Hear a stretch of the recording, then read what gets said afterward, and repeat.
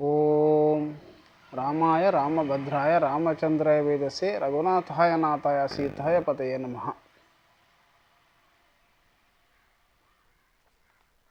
ಭಗವಂತನ ನಾಮಸ್ಮರಣೆಯು ಇಡೀ ಪ್ರಪಂಚವನ್ನೇ ಸುಖಿಯಾಗಿಸ್ತದೆ. ಹೇಗೆ ಅಂತ ಹೇಳಿದರೆ, ಭಗವಂತನು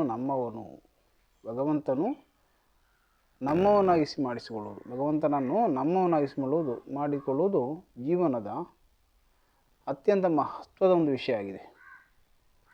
ಕಲಿಯುಗದಲ್ಲಿ ಕಲಿಯ ಪ್ರಾಬಲ್ಯದಿಂದ ನೀತಿ ಧರ್ಮಗಳೆಲ್ಲ ಮರೆತು ಹೋಗಿ ಅನಾಚಾರವು ಬೆಳೆದಿದೆ. ಅನಾಚಾರವು ಹೆಚ್ಚುತ್ತಿದೆ, ಬೆಳೆಯುತ್ತೇನೆ. ಭಗವಂತನ ಹೊರತಾಗಿ ನಮಗೆ ಯಾರೂ ಆಶ್ರಯ ಇಲ್ಲ ಎಂದಂತಾಗಬೇಕು. ಭಗವಂತನಲ್ಲದೆ ಇನ್ನು ಯಾರೂ ನಮಗೆ ಆಶ್ರಯ ಇಲ್ಲ ಎಂದು ನಾವು ತಿಳಿಯಬೇಕು. ನಾವು ಕಳ್ಳರು ಬಂದ ನಂತರ, ಮನೆಗೆ ಕಳ್ಳರು ಬಂದು ಎಲ್ಲದನ್ನು ದೋಚಿಕೊಂಡು ಹೋದ ನಂತರ ನಾವು ಜಾಗೃತರಾಗಿ ಪ್ರಯೋಜನ ಇಲ್ಲ. ನಾವು ಅದಕ್ಕೆ ಮೊದಲು ಏನು ಮಾಡ್ತೇವೆ ಅಂತ ಹೇಳಿದರೆ, ಕಂಪೌಂಡ್ ಹಾಕ್ತೇವೆ ಮತ್ತು CCTV ನೋಡ್ತೇವೆ. ಅದೇ ರೀತಿ ನಮ್ಮ ಒಳಗೆ ನಾವು ಯಾವುದನ್ನು ತುಂಬಿಸಬೇಕೋ ಅದನ್ನು ತುಂಬಿಸಿಕೊಂಡು ಆಗದಿಲ್ಲದೆ ಕೆಟ್ಟ ಮೇಲೆ ಬಂದು ಏನು ಪ್ರಯೋಜನ ಇಲ್ಲ. ಅದಕ್ಕೋಸ್ಕರ ಭಗವಂತನ ನಾಮಸ್ಮರಣೆ, ಅದರಲ್ಲಿ ಅತ್ಯಂತ ಸಾವಧಾನತೆಯಿಂದ ಭಗವಂತನ ನಾಮಸ್ಮರಣೆಯಲ್ಲಿರಬೇಕು. ಅತ್ಯಂತ ಸಾವಧಾನದಿಂದ ಭಗವಂತನ ನಾಮಸ್ಮರಣೆಯಲ್ಲಿರಬೇಕು. ಇದರಲ್ಲಿ ಭಗವಂತನನ್ನು ನಾವು ಅನನ್ಯವಾಗಿ ಭಜಿಸಿಕೊಂಡಲ್ಲಿ, ಅನನ್ಯವಾಗಿಸುವಂತೆ ಆಗಿದ್ದಲ್ಲಿ ನಮ್ಮ ಜೀವನದಲ್ಲಿನ ಎಲ್ಲ ದುಃಖ ನಾಮಶೇಷವಾಗುತ್ತದೆ. ಅಭಿಮಾನ ಬಿಟ್ಟವನು ಮಾತ್ರ ನಿಜವಾದ ಅರ್ಥದಲ್ಲಿ ಶ್ರೀರಾಮ ಸೇವೆ ಮಾಡಬಲ್ಲನು. ಅಭಿಮಾನ ಬಿಟ್ಟವನು ಮಾತ್ರ ನಿಜವಾಗಿ ಶ್ರೀರಾಮ ಸೇವೆಯನ್ನು ಮಾಡಬಲ್ಲನು. ಅಹಂಭಾವವು ದೂರವಾಯಿತೆಂದರೆ, ನಾನು ನನ್ನದು, ನನ್ನಿಂದ ಮಾತ್ರ ನಡೀತೀನಿ, ನಾನಿಲ್ಲದೆ ನಡೆಯುವುದಿಲ್ಲ ಅಂತ ಹೇಳುವಂಥ ಅಹಂಭಾವವು ಯಾವಾಗ ದೂರ ಆಯಿತೋ ಆವಾಗ ಎಲ್ಲವೂ ಪರಮಾತ್ಮನ ಸ್ವರೂಪವಾಗಿ ಕಾಣುತ್ತದೆ. ಎಲ್ಲವೂ ಪರಮಾತ್ಮನ ಸ್ವರೂಪವಾಗಿ ಕಾಣುತ್ತದೆ. ಅದರಿಂದ ನಮ್ಮ ಸರ್ವ ಸಂರಕ್ಷಣೆ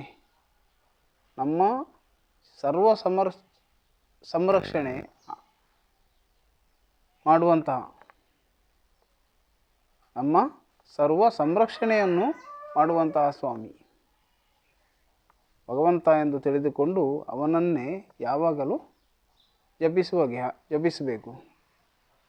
ಅದನ್ನು ಹೆಚ್ಚಾಗಿ ನಾವು ಸ್ಮರಣೆ, ಜಪ, ತಪ, ಭಜನೆ ಇದರಿಂದ ಭಗವಂತನು ಪ್ರೀತಿಪಡಿಸುವುದು ಒಂದಿಗೆ ನಮ್ಮ ಒಳಗೆ ಆ ದೈವಿಕ ಶಕ್ತಿಯ ಚೈತನ್ಯವನ್ನು ತುಂಬಬೇಕು. ಅಸುರೀಯ ಶಕ್ತಿಯು ಅನ್ನು ಹೊರಮಾಡಿಕೊಂಡು ದೈವಿಕ ಶಕ್ತಿಯನ್ನು ನಮ್ಮೊಳಗೆ ತುಂಬಬೇಕು. ಅದಕ್ಕೆ ಭಗವಂತನ ನಾಮಸ್ಮರಣೆ ಒಂದೇ ದಾರಿ. ನಮ್ಮ ಜೀವನದ ಮುಖ್ಯ ಉದ್ದೇಶ,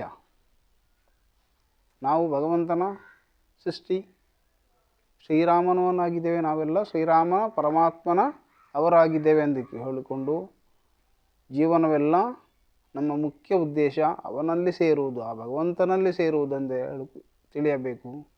ಆ ಭಗವಂತನ ನಾವು ಸೇರಬೇಕಾದರೆ ನಿರಂತರವಾಗಿ ಭಗವಂತನ ನಾಮಸ್ಮರಣೆ ನಮ್ಮಲ್ಲಿ ಬೇಕು ಎಂದು ಹೇಳಿಕೊಂಡು ಭಗವಂತನ ನಾಮಸ್ಮರಣೆ ಅಲ್ಲದೆ ಹೊರತು ಬೇರೆ ಯಾವುದು ನನಗೆ ಇಲ್ಲ ಎಂಬುದಾಗಿ ನಾವು ತಿಳಿಯಬೇಕು. ಅಥವಾ ನಮಗೆ ದುಃಖ ಬರಲಿ ಅಥವಾ ಸುಖ ಬರಲಿ, ಏನೇ ಆದರೂ ಭಗವಂತನ ನಾಮಸ್ಮರಣೆ ನಿರಂತರವಾಗಿಸಬೇಕು. ನಾವು ನಿರಂತರವಾಗಿ ಭಗವಂತನ ನಾಮಸ್ಮರಣೆಯಲ್ಲಿ ಇರಬೇಕು. ಭಗವಂತನೊಬ್ಬನೇ ಅಲ್ಲದೆ ಇನ್ನು ಯಾರಿಂದ ನನ್ನನ್ನು ಉದ್ಧರಿಸಲು ಸಾಧ್ಯವಿಲ್ಲ. ಭಗವಂತನಲ್ಲದೆ ಇನ್ನು ಯಾರಿಂದಲೂ ನನ್ನನ್ನು ಉದ್ಧರಿಸಲು ಸಾಧ್ಯವಿಲ್ಲ ಎಂಬುದಾಗಿ ತಿಳಿಯಬೇಕು.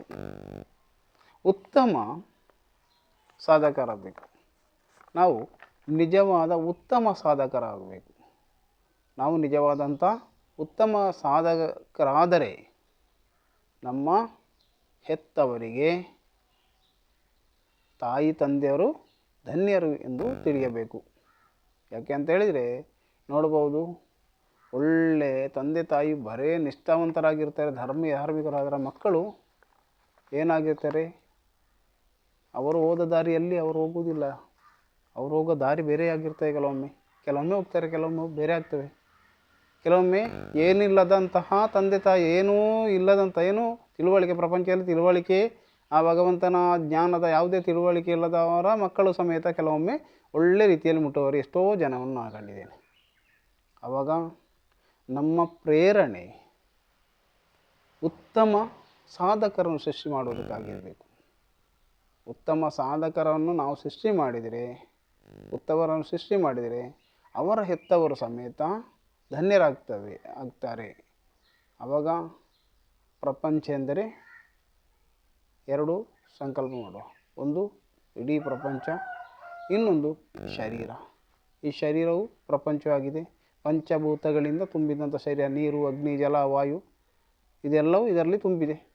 ಪೃಥ್ವಿ ಇದು ನಾಳೆ ಮಣ್ಣಾಗಿ ಹೋಗ್ತದೆ, ಅದು ಪೃಥ್ವಿ. ಜಲದ ಅಂಶ ಉಂಟು, ವಾಯು ಉಂಟು, ಅಗ್ನಿ, ಜಠರಾಗ್ನಿ ಉಂಟು.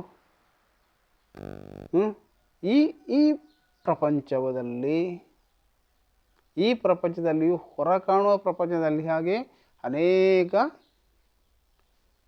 ಸೂಕ್ಷ್ಮ ಮತ್ತು ಸ್ಥೂಲ ವಿಷಯಗಳು ಈ ಶರೀರದಲ್ಲಿ ಉಂಟು, ಪ್ರಪಂಚದಲ್ಲಿ ಉಂಟು. ಈ ಪ್ರಪಂಚವನ್ನು ಸುಖಿಯಾಗಿಸ್ತದೆ ಯಾವುದು?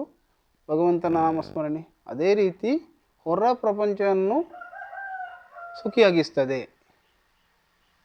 ಎಂದು ಹೇಳಿಕೊಂಡು ನಾವೆಲ್ಲರೂ ನಿಜವಾಗಿ ಭಗವಂತನು ನಾಮಸ್ಮರಣೆಯಲ್ಲಿ ಈ ಪ್ರಪಂಚವೇ ಭಗವಂತ ಸ್ಮರಣೆಯಿಂದ ಸುಖಿಯಾಗಬಲ್ಲದು ಎಂಬುದು ಹೇಳಿಕೊಂಡು ಇವತ್ತಿನ ಈ ವಿಡಿಯೋವನ್ನು ಇಲ್ಲಿ ನಿಲ್ಲಿಸ್ತೇನೆ. ಇದು ಮುಂದುವರಿಯುತ್ತದೆ.